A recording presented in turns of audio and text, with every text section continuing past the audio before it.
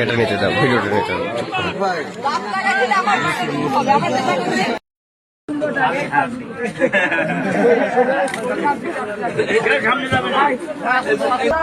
সকলে মিলে ধানের শীষে ভোট দিয়ে ধানের শীষকে জয়যুক্ত করে আমরা আমাদের ভাগ্যের উন্নয়ন ঘটাতে চাই। আমরা চাই আপনারা যারা এখনো ষড়যন্ত্রে লিপ্ত আছেন তারা প্রত্যেকে আমরা যে ইমারত তৈরি করতে চাই সেখানে একটি করে ইট গাঁথুন।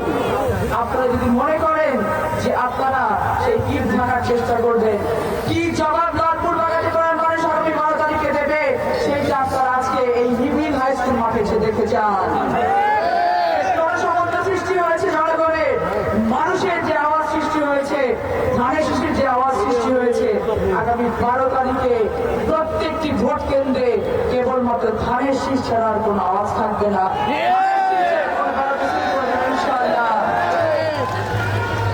আমি আপনাদেরকে একটা কথা বলতে চাই, আপনারা তাদের কাছে যাবেন, ধানের শীষে দাওয়াত দিবেন, ফরজানা শারমিন পুতুলের দাওয়াত দিবেন এবং বলবেন যে আমার বিটি লালপুরের বিটি, আমার বিটির কবর হবে লালপুরের মাটিতে, আমার বিটি আমাদের ভাগ্যের উন্নয়ন করার জন্য লালপুর বাগাতি পাড়াতে এসছে।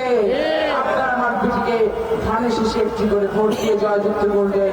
আপনারা বলবেন আমার বিটি কেবল লালপুর বাগাতি পাড়ার ভাগ্য উন্নয়নের জন্য আসে নাই, তারেক রহমান তার হাতে ধানের শীষ প্রদীপ তুলে দিয়েছে, তিনি যেন পুরো বাংলাদেশে একটি গুণগত পরিবর্তন আনতে পারে। সেই জন্য আমাদেরকে মাথায় রাখতে হবে, আমাদেরকে মনে রাখতে হবে ষড়যন্ত্র এখনো শেষ হয়ে যায়নি। এই বাংলাদেশ যেন উঠে দাঁড়াতে না পারে সেই জন্য ষড়যন্ত্র চলবে নির্বাচনের দিন পর্যন্ত। আমি মা বোনদেরকে বলতে চাই, আমার ভাইদের বলতে চাই, বাবা চাচাদের বলতে চাই, আপনারা প্রত্যেকে অত্যন্ত সতর্ক থাকবেন। আগামীকালকে ঘরে ঘরে গিয়ে ধানের শীষের ভোট চাইবেন এবং 12 তারিখে সকাল সকাল ঘুম থেকে উঠে ফজরের নামাজটা পড়ে আমরা প্রত্যেকে ভোট কেন্দ্রে চলে যাব।